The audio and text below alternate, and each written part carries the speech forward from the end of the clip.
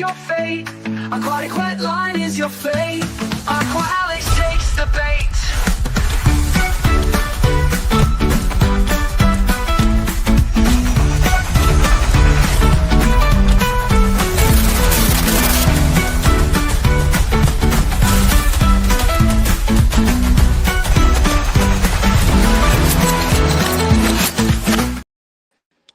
Hello, fish keepers, and welcome to Aquatic Wetline. I'm your host, the one and the only incomparable Aqua Alex Cardinale.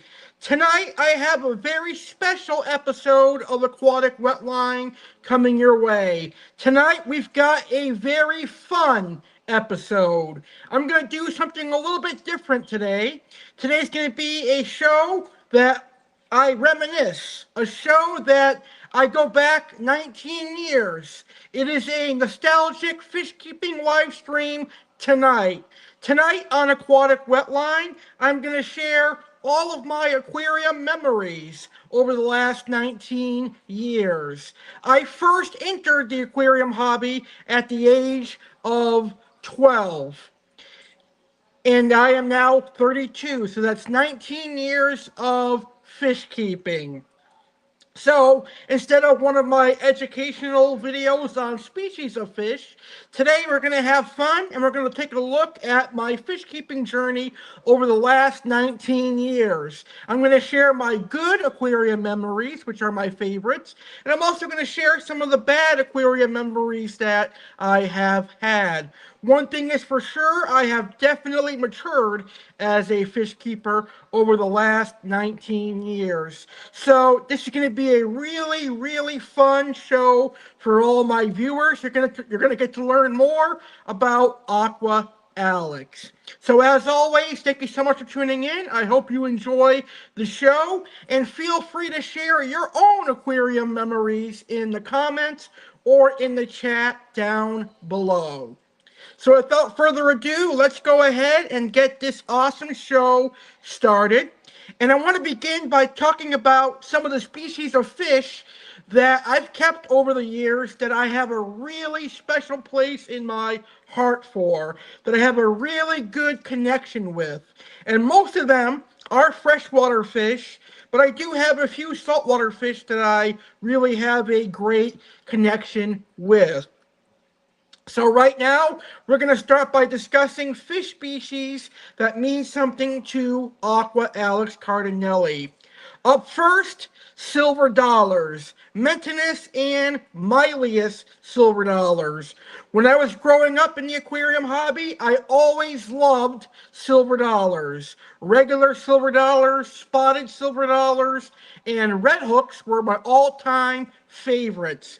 For some reason, I loved silver dollars, and silver dollars still hold a special place in my heart. I still have a love and passion for silver dollars. Silver dollars are one of those fish that I really enjoy keeping. My all-time favorite silver dollar is hands down the red hook silver dollar, but I also like the regular silver dollar as well. Oscar cichlids. Oscar cichlids are another fish that have a special meaning to me personally. I love Oscars, and I've always loved Oscars. I love their personality, I love their looks, and I love how big they get. My all-time favorite Oscar is the albino tiger Oscar and the red Oscar, but I think Oscars in general are a very cool and personable monster fish. I love Oscar cichlids. Oscars are really, really cool. Now, another fish that holds a special place to me is the red-tailed catfish and the tiger shovelnose catfish. I love monster cats, but red-tailed cats and tiger shovelnose, I like the way they feed, and they always have a special place in my heart. And I basically grew up around monster fish. I also love arowanas. Arowanas are another fish that means something to me. I love the silver arowana and the Giardini arowana. I have yet to keep the black arowana, but one day I will. Angelfish, freshwater angelfish, believe it or not, are a fish that I really enjoy. I love angelfish. They're really, really cool. My all-time favorite angelfish is the wild-caught Peruvian scalar angelfish. Those are my personal favorites. Let's see, over the years, what else would I say? Um, the Gibby Pleco, the marble sailfin Pleco, is another one that I really love, and I have to have every time I have a freshwater aquarium. Flagtail Prochilodus would be that. And then for saltwater, it would be a foxface rabbitfish. I really love foxface rabbitfish. So those are just some fish species that mean something to me. Aqua Alex. What are some fish species that mean something to you? Let me know down in the comments below. And now we're going to start talking about some of my personal aquarium memories. And we're going to start the only way I know how. And I'm going to start by telling you I was born into the fish keeping hobby. And I said this numerous times in the past here on my YouTube channel, but it is true. I, Aqua Alex Cardinelli, grew up around fish tanks. That's because before I was born, my dad was already a tropical fish keeper. And when I was born, he was already having monster fish tanks. So when I was born in a house with fish tanks, thanks to my dad. So I grew up around fish tanks as a toddler, as a young boy, as a teenager, and now as an adult. I have always been surrounded by aquariums and tropical fish. I live and breathe tropical fish, and that's something that is really, really cool. When I meet people that tell me they grew up in the tropical fish keeping hobby, I immediately become friends with them because I think it's the coolest thing ever, growing up around so many exotic fish species. So when I was younger, when I was in elementary school, I would always tell my teachers and my friends about the cool exotic fish species that my dad had purchased for his fish tank over the weekend. Things like red-tailed cats, tiger shovelnose, clown knifes, pacus, iridescent sharks, oscars, etc.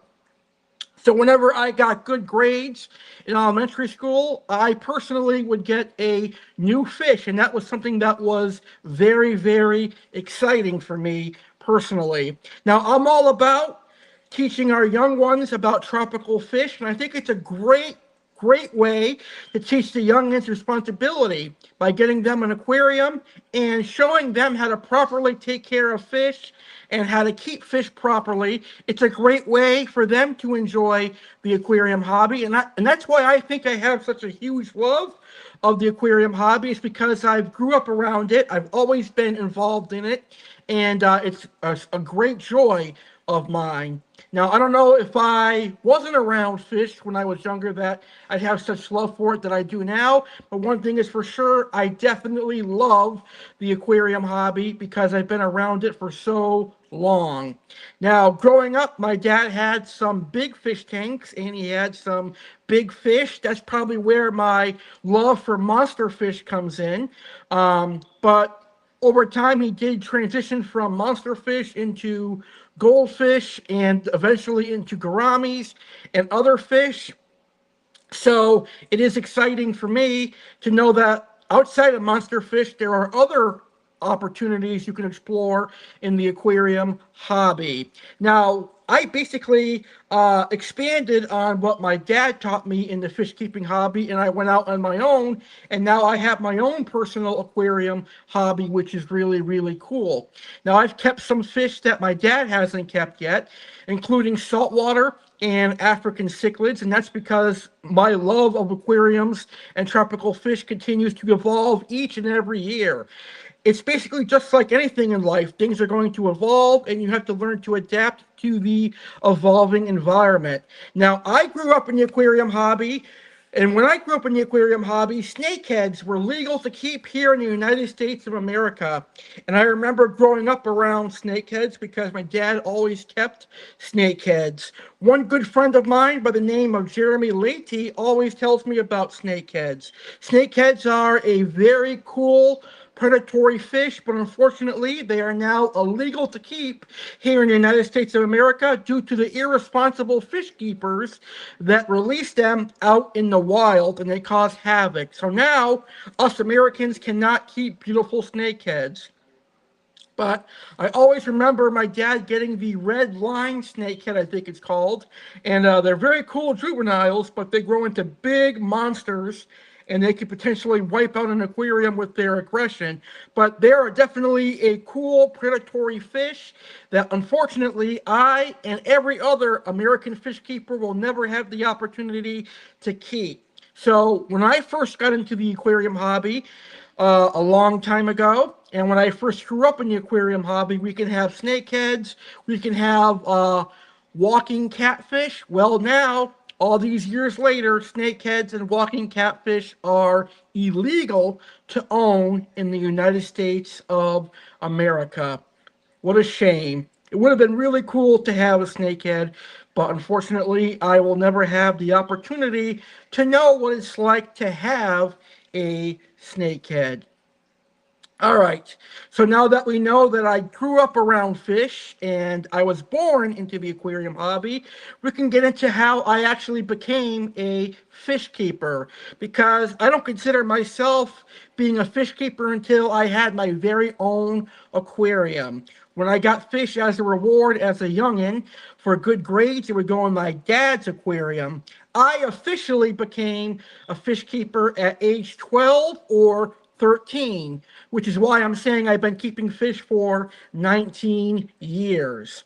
So, my very first aquarium was when I was 13 years old, and believe it or not, it was a 55-gallon aquarium. And back at that time, I considered a 55-gallon aquarium to be a massive aquarium. But we all know a 55-gallon aquarium is not really a massive aquarium. It is just a medium-sized aquarium in the grand scheme of things. But a 55-gallon aquarium is a good beginner's tank, in my opinion. But for me, having grown up around predatory fish and monster fish, I kind of wanted to get into that realm. So my very first fish that I purchased were aggressive fish. I purchased a red devil cichlid, I purchased an Oscar cichlid, a common pleco, and a red belly pacu. Now, this was my very first aquarium, so I made several mistakes when I did that, because if I had did my research, I would have known that A, red belly pacus get massive and way too big for a 55-gallon aquarium. B, red devil cichlids are territorial and highly aggressive, and it would eventually kill everything in the tank. And Oscars and red devils aren't really compatible. But in my very first aquarium, I had a red devil, an Oscar, a common pleco, and a red belly pacu. The red belly pacu grew quickly, and I only had them for a couple of weeks before I had to bring them back into the local fish store. Pacus are cool fish, but they get big, and they get big quick. And when they get big, they're hard to rehome. So that's why I always tell people, research fish before you buy them, especially if you are someone that is getting into the aquarium hobby for the first time and you see the cute little red-tailed catfish or red belly pacu. Well, you buy it, but you don't realize how large it gets, and you put the red-tailed cat or red belly pacu in your 40-gallon breeder or 55-gallon or whatever tank size you have, and it gets huge quick. Then you have to try to rehome that fish, and you're often going to have a hard time trying to find a home for a fish that is so large. A lot of local zoos and aquariums are already overrun with red-tailed cats and red-bellied pacus. A lot of fish stores will turn them down because they just simply don't have the space for such a large fish. And of course, you got places like Ohio Fish Rescue who may be able to help, but even then, they become overrun as well. So that's a lesson that I learned when I first got into the fish keeping hobby, is that pacus get really, really big. Now, every now and then, Over the years, I decided to raise some pacus, but I always would train them back into a fish store that sold them to someone that had a massive tank that loved pacus. So that's how I was able to keep pacus all those years uh, ago. But now I probably won't ever keep a Pacu unless I know someone that has a big tank for them, or if I have a big pond outside that I can put a Pacu in. I love Pacus, don't get me wrong, they just get really massive. So when I first started keeping fish, like I said, I started out with the aggressive Central American and South American cichlids. I started with the Red Devil, the Oscar, and the common pleco. That's actually a tank that I had running for 3 or 4 years. The Red Devil got to be about 14 inches. The Oscar got to be about 12 and a half, and the pleco got massive as well. But that's because I had my dad helping me. My dad taught me how to test water parameters, how to do water changes, and how to feed properly. So my first fish tank was a success, except I had the wrong fish in there because I didn't do my research. So some years later, I moved on from the aggressive stuff and I went into the world of South American fish. I began keeping angelfish and silver dollars. That's where I found my love of silver dollars, Mentinus, and red hook silver dollars. I also found geophagus for the first time. And my all-time favorite geophagus is the Satan Perca leucoustica, which is also known as the white-spotted earth eater or the white-spotted jurapari. Some people also call it the gold-spotted jurapari as well. But I really like the St. Perca leucoustica earth eater. That's where I also found out about chocolate cichlids, severums, waru, and other unique South American cichlids. So I had angelfish and the South American cichlids, silver dollars, leporinus, and other South American oddballs like that. And that's also where I found out about some of the cool South American Doradid catfish like the Niger cat, the Irwini cat, the Tigrinus catfish, which is a Pimelodi cat, and some of the other awesome fish. From there, then I went on to monster fish once again, but more of a specialized monster fish. Instead of the common monsters, I went into things like datnoids, freshwater stingrays, bikers, lungfish, etc. So I did that for a number of years.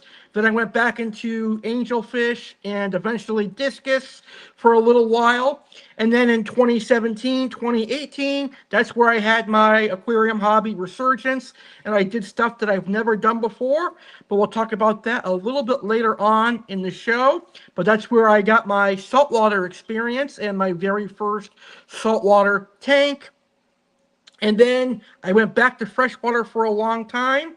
And then I got a saltwater tank once again when I moved here to South Florida in 2020 during COVID. And then I experienced with goldfish for a little while, fancy goldfish. I like fancy goldfish, but I probably wouldn't keep them in a aquarium again, but I would have them in a small outdoor pond. And now I have African cichlids for the very first time. So that was my very first fish tank, and as you can see from my first fish tank, I was able to learn and adapt and evolve with the aquarium hobby. And as I said earlier, just like life, you have to learn to adapt and evolve in any hobby you take on, or any aspect of your life you take on. And that is how I've been able to enjoy the aquarium hobby for such a long time. All right, let's move on to my next aquarium memory, shall we? Now, when I first got into the aquarium hobby, the internet was becoming a thing. We're talking about 2004, 2005, 2006, 2007, 2008, etc. The internet was becoming a big trend. Lots and lots of people were getting on the internet. Now, if you're a fish keeper and you're on the internet, one thing you might remember is online fish forms. Now, back 20, 30 years ago, you had fish forms like waterwolves.com, you had tropical fish forms, you had monster fish keepers, and some other awesome online fish forums. Now, I used to join these online fish forums to get knowledge and to learn about certain tropical fish species that I was interested in. But again, at that time, I was young, I was kind of naive, and I was kind of immature. And you're going to see where I'm going at in just a second. So, I would often join these online fish forums with a good cause, and that was to learn about tropical fish and expand my knowledge on tropical fish. But the immature Alex, who was probably 13, 14, 15, 16 when I joined these forums, I actually got a kick out of trolling these online fish forums. And what I would do back then is I would post on these fish forums that, hey, I'm going to be keeping these large, massive fish in a really large pond. And then I would brag about it. And then I would say I got another large fish. And people would ask for pictures of my pond. And obviously, because I didn't have a pond back then, I didn't post any pictures. And they would get angry and angry. And I would anger these fish keepers so much so that I got banned from a lot of online fish forums. So I actually got a kick out of angering some of these fish keepers because they take the fish hobby so serious that they care about other people's aquariums and tropical fish. And it was kind of funny to see how upset they got over a tank and fish that did not exist. I mean, I had fish. Yes, I had fish in aquariums, but I did not have those monster fish that I was posting about and the ponds that I was posting about either. But as you can see, technology and the internet wasn't always a great thing, especially for young people like I was at that time. It was immature, yes, but I had a lot of fun. But it was definitely something that I would not do now because I'm mature and obviously I'm a grown man and I'm an adult now. So I am 100% transparent and I keep it real with my audience. That is something that I did do a long time ago in the past. And it probably can be searched. You probably can search for it. And you'll probably find some of my accounts in the posts that I did. But that is in the past. The past is in the past. And we can only live in the present. All right. Well, coming up next, we're going to talk about a deadly winter storm that I had in 2011 as a fish keeper back when I was living in Massachusetts. And I'm going to talk about how I found one of my dream fish, the Flagtail Prochilodus. But right now, I want to invite you all to check out my flagship program, Saturday with Dallas Cardinelli. This Saturday, it is Piranha Saturday, and we're going to be celebrating piranhas just a few weeks prior to Halloween. And then I invite you to some special episodes of Saturday with Dallas Cardinelli. We will be right back, and we'll get back into my aquarium memories right after this. So when did you start Aquascape? 1995. Aquascape was actually the aquarium maintenance company.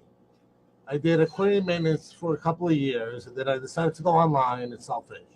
So 1995 was when the business originally started. Well, then congratulations on your longevity. I decided to go to different countries and go collect fish, and that's how it happened. That's how it started. Tune in to Piranha Saturday with Alex Cardinale. Get ready for an exciting and fantastic episode of Saturday with Alex Cardinale as we dive into the world of piranhas. This Saturday, October 18th, 2025, at 9 p.m. Eastern/6 p.m. Pacific, join us for a special piranha-themed edition featuring a fascinating guest. Meet our special guest, Pedro Vegas. In the hot seat is Pedro Vegas, the owner of Aquascape Online and Aquarium Paradise. Pedro is a renowned expert in the world of piranhas and a trusted supplier to aquarium hobbyists in New Jersey and other states where these fascinating fish are legal to keep. What to expect? Piranha Insights. Discover the intriguing world of piranhas and learn about their care, behavior, and the niche they occupy in the aquarium hobby. Business Wisdom. Hear from Pedro about his journey in the aquarium business, and gain insights into what it takes to successfully sell and maintain these unique fish. Engaging discussion. Join Alex and Pedro as they delve into the myths and realities of piranhas, offering both entertainment and education. Don't miss out on this unique opportunity to learn from a piranha expert and explore the captivating world of these mysterious creatures. Mark your calendars for this special episode of Saturday with Alex Cardinale and swim with us into the depths of piranha knowledge. Catch the excitement this Saturday, October 18, 2025, at 9 p.m. Eastern / 6 p.m. Pacific on YouTube channel Aqua Alex Aquariums and Instagram. Coming in on target. You need to move a little faster than that, son. Heat is light.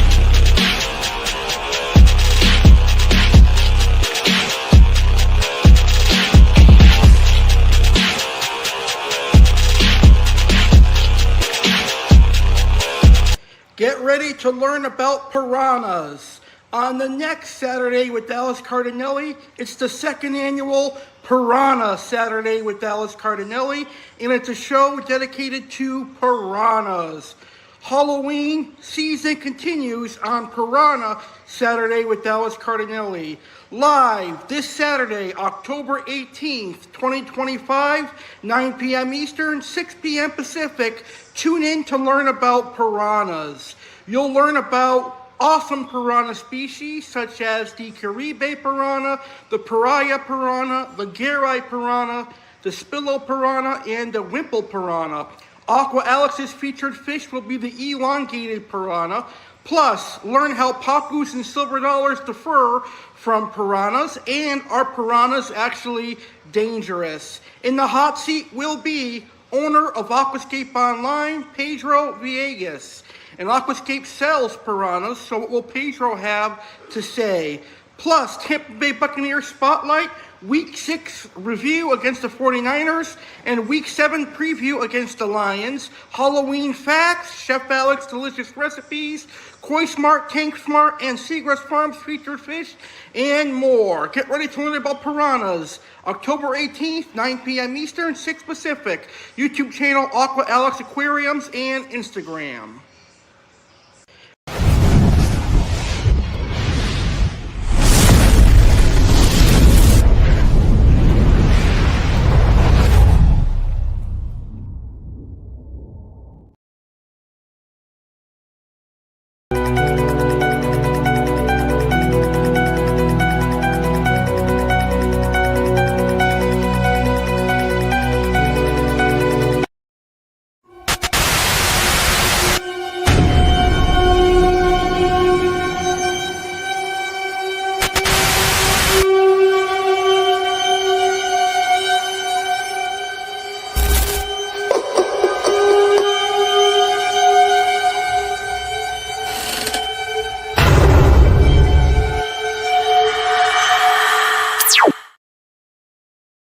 Halloween 2025 Live Extravaganza. Don't miss out on the spooktacular Halloween 2025 live event, an unforgettable night of thrills and chills presented by Saturday with Alex Cardinale, Koi Smart, Tank Smart, Segrest Farms, and Private Reef Aquatics.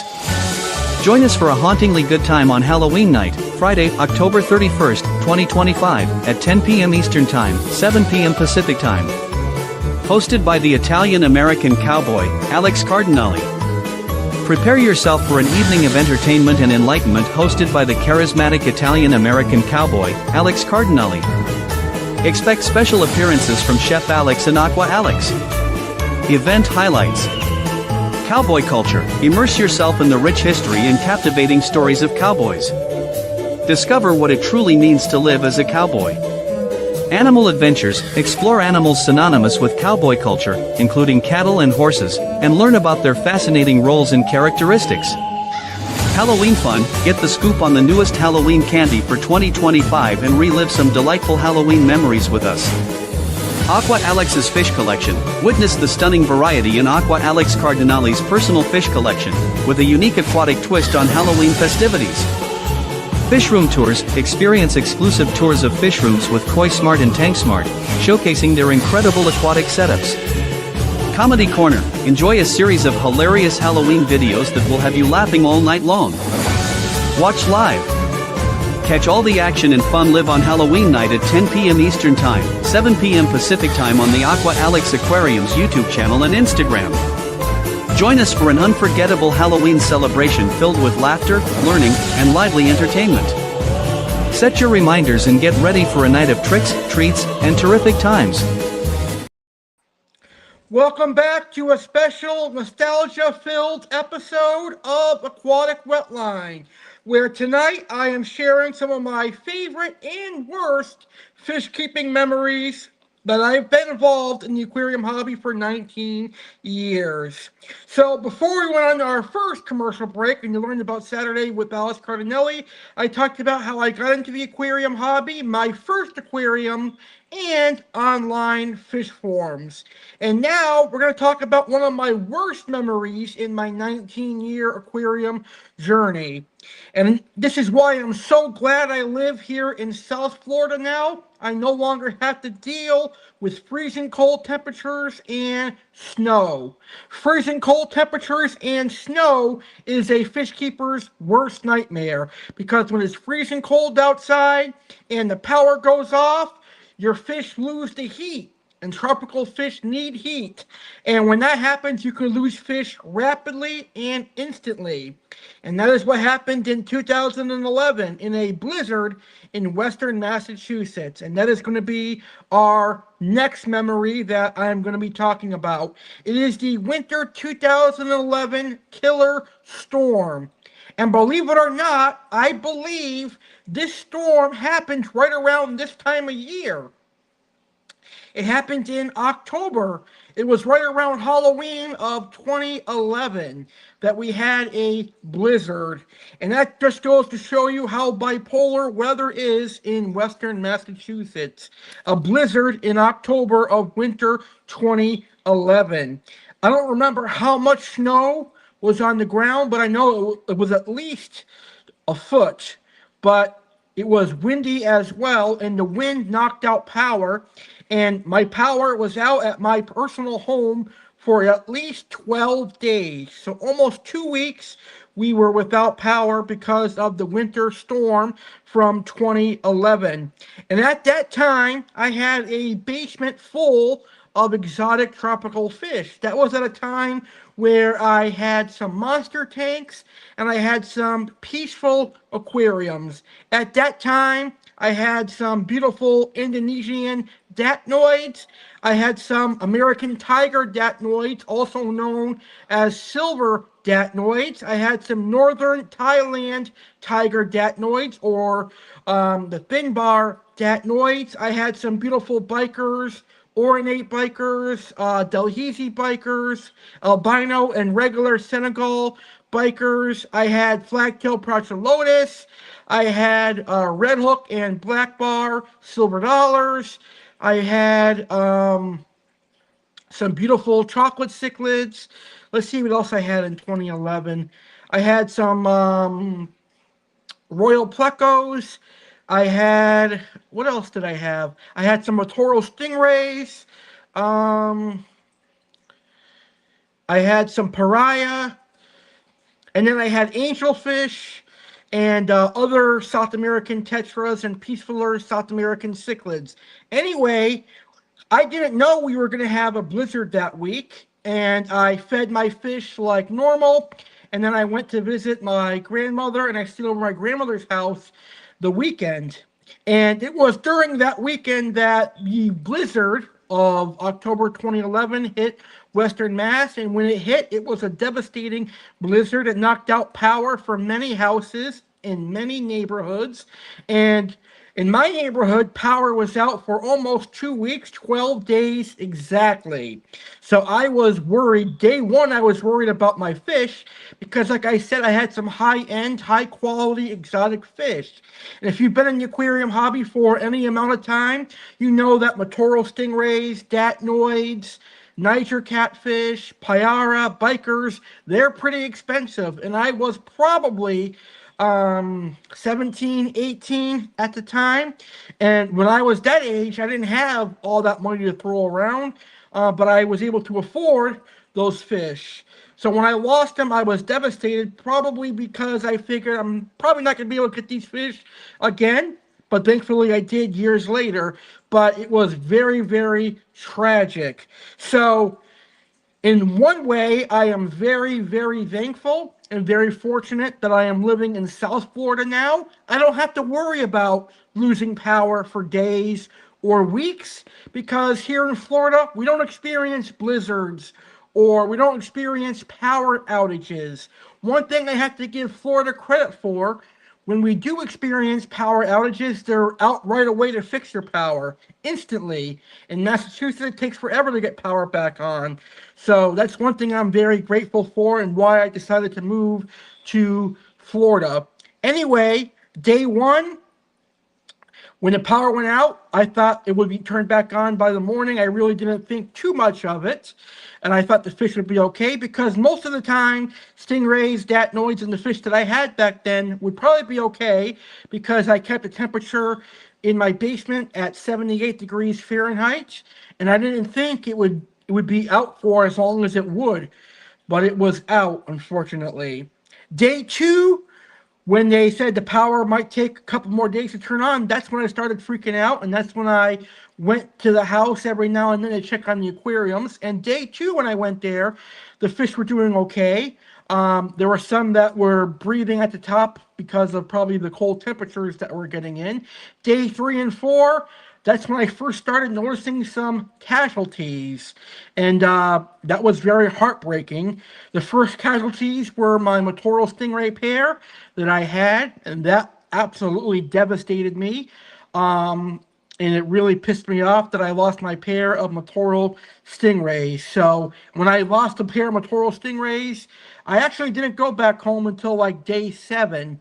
And when I returned to day 7, pretty much everything else had died at that point. There was only a few fish that were surviving, and it was royal plecos, marble sailfin gibby plecos, common plecos, silver dollars, and a jade goby.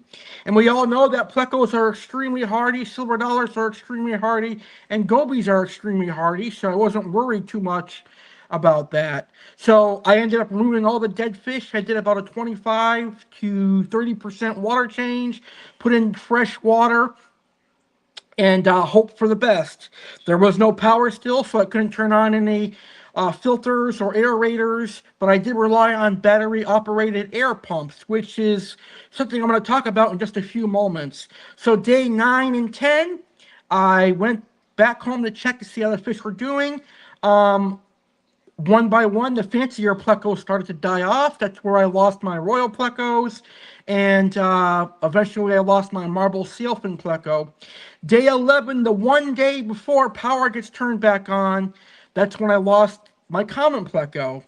So the only survivors from my winter 2011 killer storm, believe it or not, were some spotted silver dollars and a jade goby. Somehow, some way, spotted silver dollars and a jade goby survived. But at that point, I was pretty devastated. I was very close to leaving the aquarium hobby because I had like 5 or 6 tanks. And in those 5 or 6 tanks, I probably had lost about $2,200 worth of tropical fish or more. And that's back in 2011. Imagine if that was in today's economy. It'd probably be closer to $3,200 or more. But it was devastating. So after I had gotten my wits about me, after I had cleaned out all the aquariums, believe me, the aquariums were disgusting and they smelled awful. Even with the dead fish removed, they still stunk. So I cleaned them all out, and eventually I sold many of them because I was devastated. But after a while, I got my passion back for tropical fish, and I began keeping angelfish and some of the beautiful South American cichlids like the earth eaters and all the other cool fish like the pink-tailed chalceus and some of the beautiful Mylia species, the black bars, the thin bars, the wide bars, red hooks, yellowfin red hooks, etc. So yes, definitely weather can be a huge factor in fish keeping. It can definitely ruin your fish keeping, especially when you have a huge storm and you lose power for a significant amount of time. Now, if I can go back in time, I would have definitely gotten a generator. I think a generator is a must-have for all fish keepers, especially those living up north where you guys have blizzards and power outages. You definitely need a generator. A generator could be a huge lifesaver for your fish. Had I known about a generator, or had I requested a generator back then, I probably would have kept all those fish, but you can't change what happened. But that was a very, very important lesson for me, because now on my platforms here on YouTube and social media, I can teach people that are living in places that have blizzards and snowstorms and even hurricanes and tornadoes that if you lose power, there are ways to keep your fish, and that would be by a generator and also a battery operated air pump. But a generator is more reliable and definitely going to keep your power on for a while. And I did learn that it takes Massachusetts a hell of a long time to restore power. Here in Florida, power is restored almost instantly. Even in tornadoes and hurricanes, power is restored pretty quickly here in Florida. But that is one of my worst fish keeping memories that I can remember in recent times. People ask me, what is your worst experience as a fish keeper? For Aqua Alex, it's that blizzard that happened in October of 2011. It is the killer storm that wiped out some pretty cool exotic fish that I have had. Now, unfortunately, in 2022, my Facebook was hacked, and I had all the pictures of the beautiful fish collection I had in 2011. Otherwise, I would have been able to show you some of the images of the fish that I had in 2011. All right, enough with the sadness and all the sadness that comes with that winter 2011 storm. Let's talk about something positive. Now, this also comes from 2011 and 2012, and it was something that was, to me at the time, very exciting because it was a fish that I had been wanting for quite a long time. And in the area that I lived, I didn't see this fish at all until one day, and that would be the Flagtail Prochilodus, Sema Prochilodus. Now, Flagtail Prochilodus are one of the best freshwater algae-eating fish available for the home aquarium. Back then, it was a dream fish, virtually impossible to own, in my opinion. I had spent a couple of years looking for Flagtail Prochilodus. I did not have a job at the time, so I could not order them online. So I had to wait until they came available at a local fish store. So it was probably at least a good 8 or 9 months, and then one spring day, one of my local fish stores that my family and I have been going to for a number of years had them, and they had a tank full of like 6 or 7 of them, and I ended up buying like 4 or 5 of them. And I was really, really happy. I was very joyous. And those are days as fish keepers where you're overjoyed. You finally found the dream fish that you've been looking for. And that has always been a memory that I thoroughly enjoy and cherish. How happy it was to finally get my hands on Flagtail Prochilodus. And over the years, I have had numerous flagtails, and I still love flagtails. And even to this day, I've got a flagtail in my African cichlid display tank with my peacocks, haps, and frontosa. Flagtails are an awesome fish. A lot of people say you cannot keep flagtails together, but guess what? I did successfully. Not once, not twice, not 3 times, but 4 times I have successfully kept flagtails together. The key to keeping flagtails together is to buy them all at the same time and grow them up large in a large aquarium. So that is awesome. Well, coming up next here on this nostalgic-filled episode of Aquatic Wetline, we're going to talk about some pied pipers. We're going to talk about some bad eggs in the fish keeping hobby, some bad fish keepers that I ran across.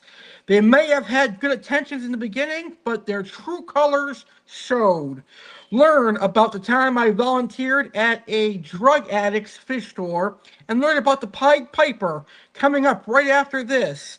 But first, I want to invite you to an historic episode, an historic live stream a week from this Friday. It is the 11-year YouTube anniversary.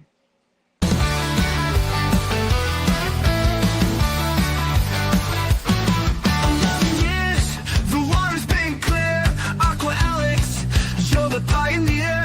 Taste of buzzing, fins in the air. The fish world knows you're beyond compare. New fish swimming through the door. Surprises, surprises, and plenty more. 11 years and we're still hardcore. Aqua Alex, let's hear the roar.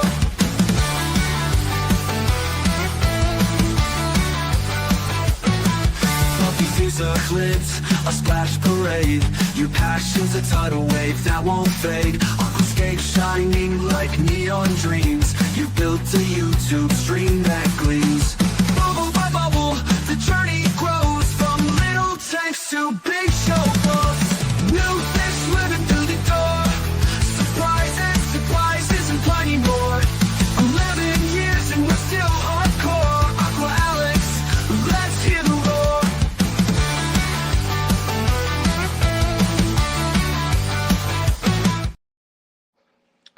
All right, welcome back to Aquatic Wetline, Aqua Alex's fish keeping memories. Moving forward, back in 2010, early 2011, I met someone that was really passionate about tropical fish.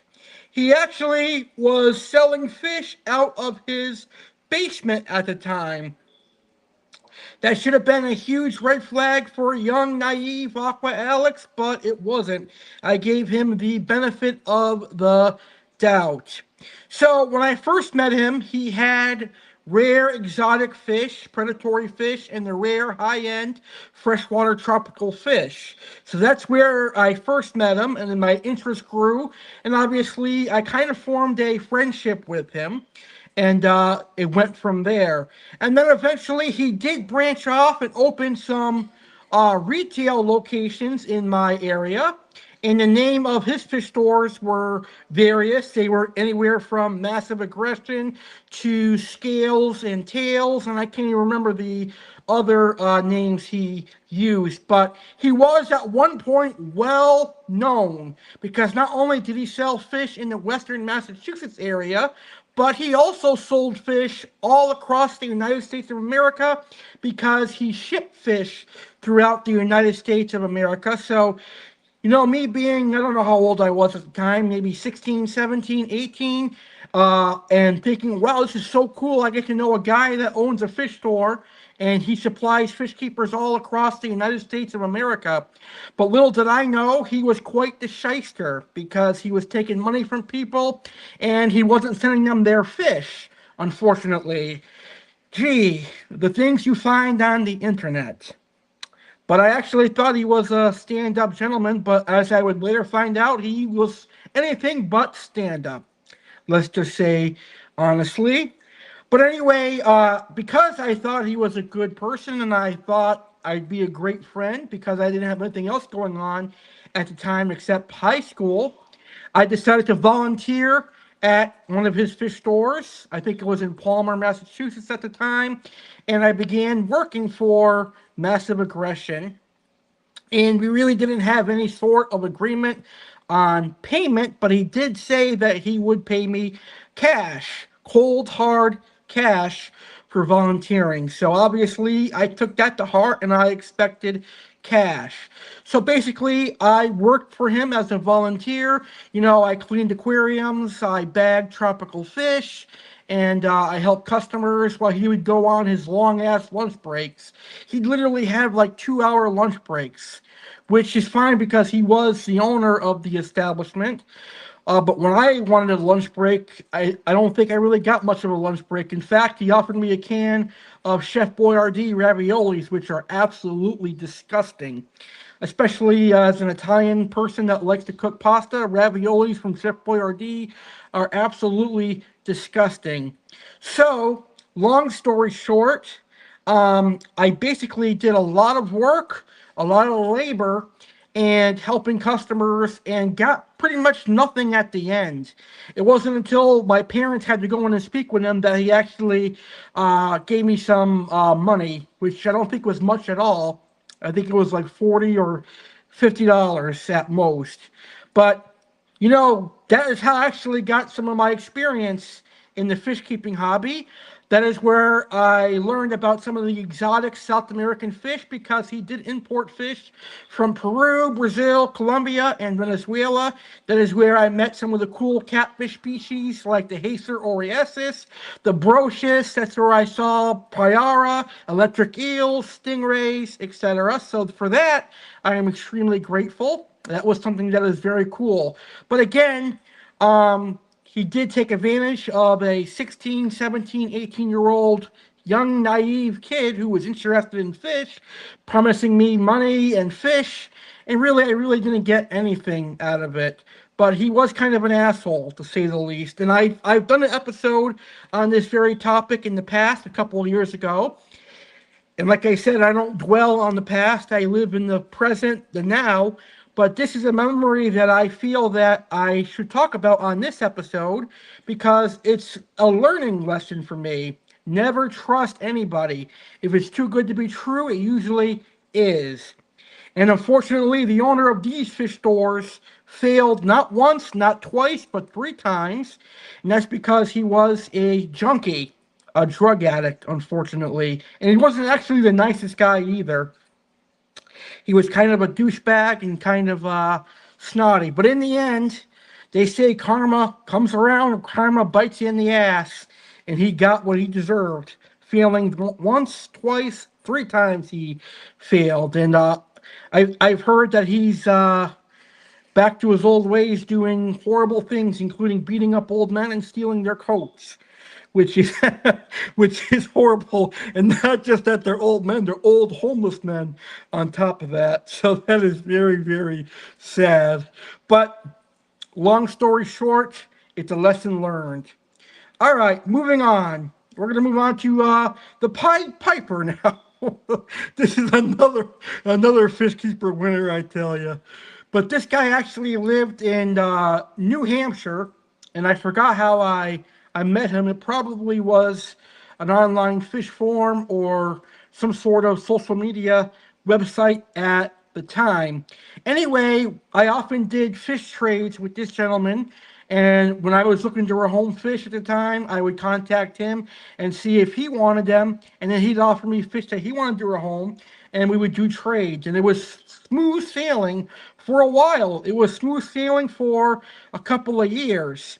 And then one day, I came across some money, and I was looking to purchase a fish that I've always wanted, and it was a black bar silver dollar, a wide bar variant. And I think at the time, that was when they first started coming into the aquarium hobby. So obviously, if they're new to the aquarium hobby, you can pretty much ask anything you want. And if you really want it, you're going to pay that price. Well, unfortunately, that's a lesson that I learned, because this man, the Pied Piper, I'm going to call him, decided to charge me $500. Yes, $500 for a silver dollar. Now, I really wanted the silver dollar at the time, and I had the money, so, I bought it. But then, a week or so later, I went online and I saw that they were nowhere near $500. And, I felt like I was betrayed. I felt like I was played like a fool. So, I reached out to him and I said, hey, I got some fish I want to rehome. Do you want to do a trade, or do you have any fish you want to sell that I could buy? I don't really remember how it went down, but what I do remember is that I eventually agreed to purchase some fish from him. So he drove all the way from New Hampshire to my house, and I gave him a little bit of money, not all the money that I was supposed to give him, but I did give him some money so I would feel good about that. And I took the fish and I kept him, and I stopped communicating with him ever since. And I've never talked to him a day after that. So that was my way of getting back at him. Hey, you want to charge $500 for a fish that I could get online for $175? Then I'm going to get you back as well. Now, obviously, that's not the ideal way to handle it. Like I said, again, I was 16 or 17 or however old I was at the time. But sometimes you got to deal with Pied Pipers in your own way. So that is the way that I did it. And like I said, we are reminiscing on some of my fish keeping memories.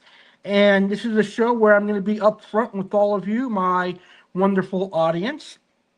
And as you grow, you definitely mature, and you reflect on some of the things that you do, and you say, hey, I will never do that again, or hey, I could have done this better or that better, but you cannot change the past. But thankfully, those are the only negative experiences I've had in my 19 years of fish keeping. Every other one has been extremely positive and extremely humbling, in my personal opinion. Now, I have met all kinds of walks of life in the aquarium hobby, good people and then terrible people, like the two people that I just told you guys about.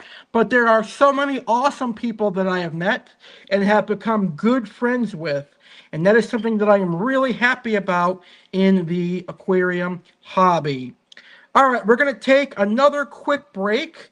I want to remind all of my amazing viewers that you can find Aqua Alex on Cameo.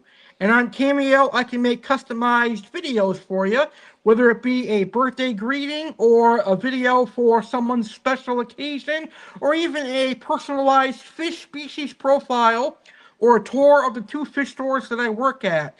Up on the screen right now is a QR code that will take you directly to my Cameo, and you can purchase a customized Cameo video for yourself or someone you know that loves tropical fish that likes Aqua Alex. Here is some more information on my Cameo, and when I come back, we'll talk about how my YouTube channel is one of my greatest memories in the aquarium hobby.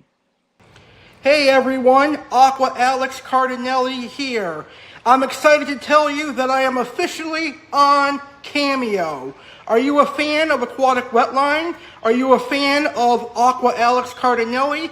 Well, great. Now you can request a customized video greeting from me, yours truly, Aqua Alex. Just go to cameo.com/Aqua Alex Cardinelli and request your customized video.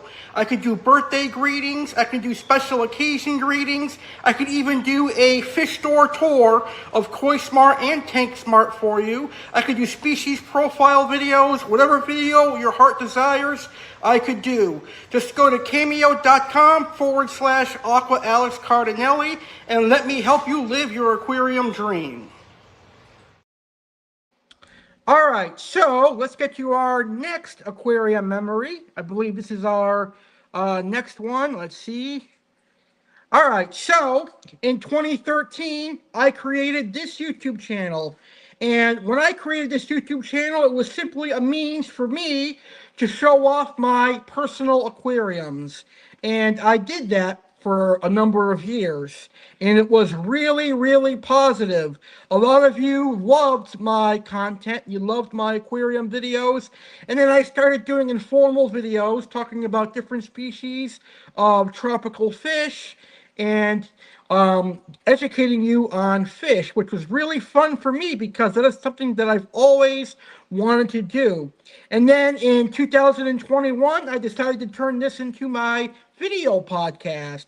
And that's when I started doing live streams like this.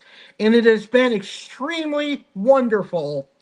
My YouTube channel is now part of my fish keeping hobby and my aquarium hobby, and I am incredibly humbled and honored from all the amazing viewers that I have garnered over the years.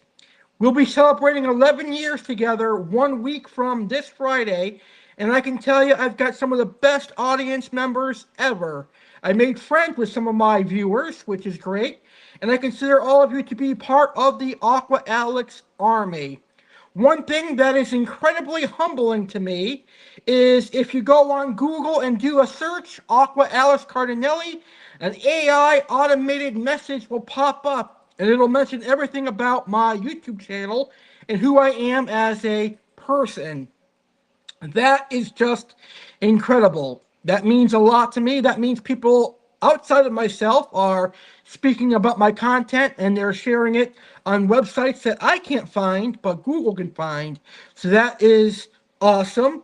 And that means the world to me as well. And in recent times, I have had some fun on YouTube. And because of YouTube, I have met some wonderful people. I've met some awesome YouTubers themselves, like Paul Cafaro, Bass Fishing Productions, and some other awesome YouTubers. I've had some amazing guests on my show, like Jeremy Leahy, who is a mentor of mine. He gives me knowledge on the fish keeping hobby, and I continue to learn from these amazing fish keepers each and every day, which is very, very exciting. I love that, and I definitely cherish that. And because of YouTube, I've worked with some amazing companies. The companies that I have worked with range from A.C.E to Hikari to Oasis Aquatics. Now, Oasis Aquatics was an online fish store that sold tropical freshwater and saltwater fish. And I worked with them for 2 years until he recently closed down.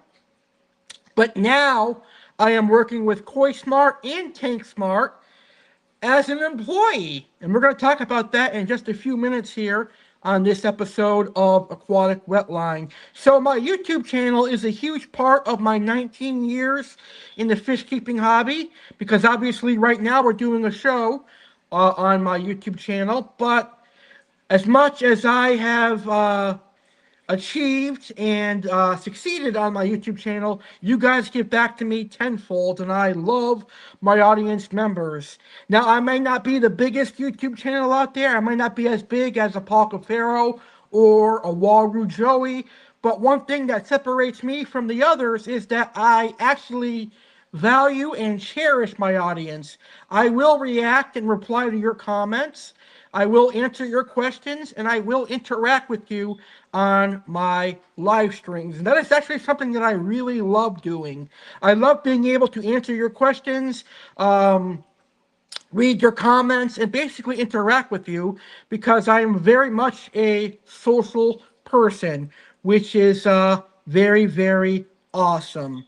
Well, coming up next, it's our main event, and it's my final aquarium memory, but it's a most recent aquarium memory, and I am extremely thankful for it.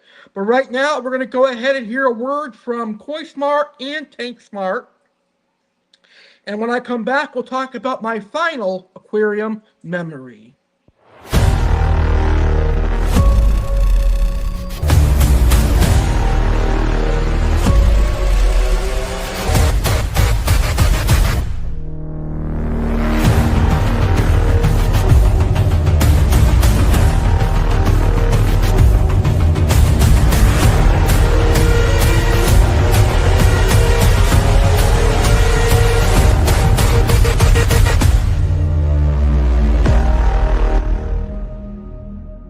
Aqua Alex here at Koi Smart, and I'm inviting you to come stop by and check out Koi Smart.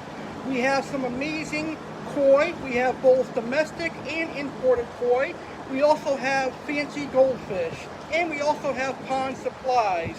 And we also supply freshwater aquarium fish and all the supplies you need for your aquariums and ponds. So stop by Koi Smart today, 6440 Garden Road, Riviera Beach, Florida, and let us help you.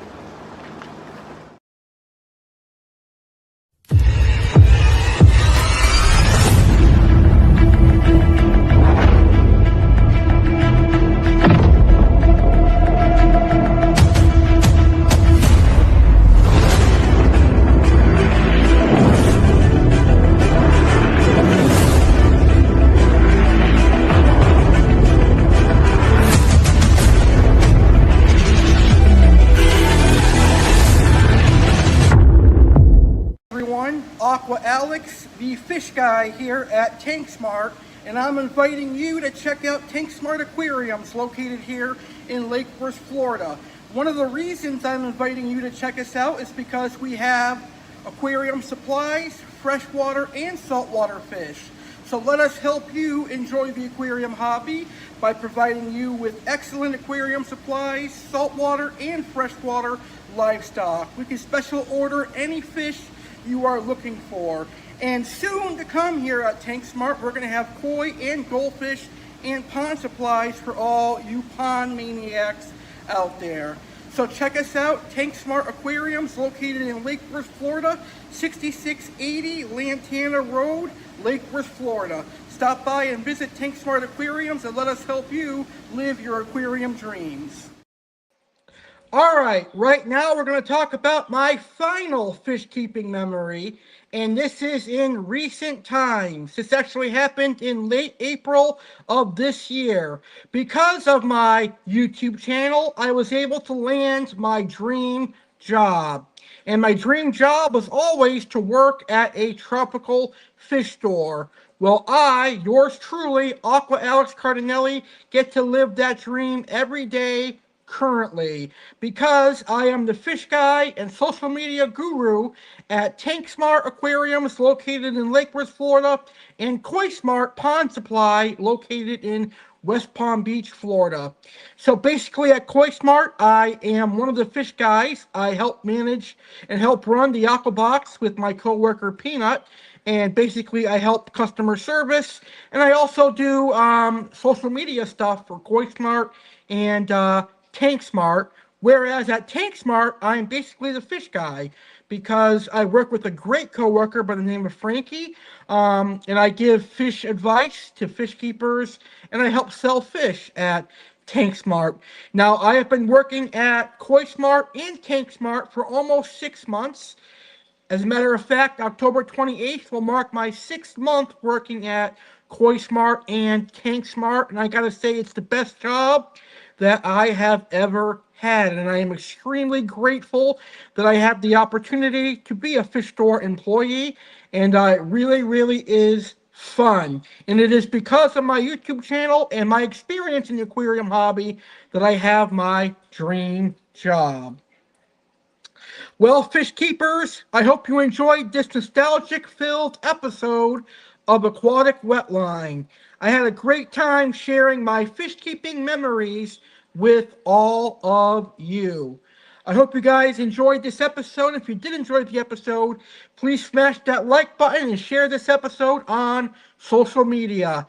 Thank you guys for watching. Have a great rest of your day, and I will see you on the next episode of Aquatic Wetline. Happy fish keeping, everybody.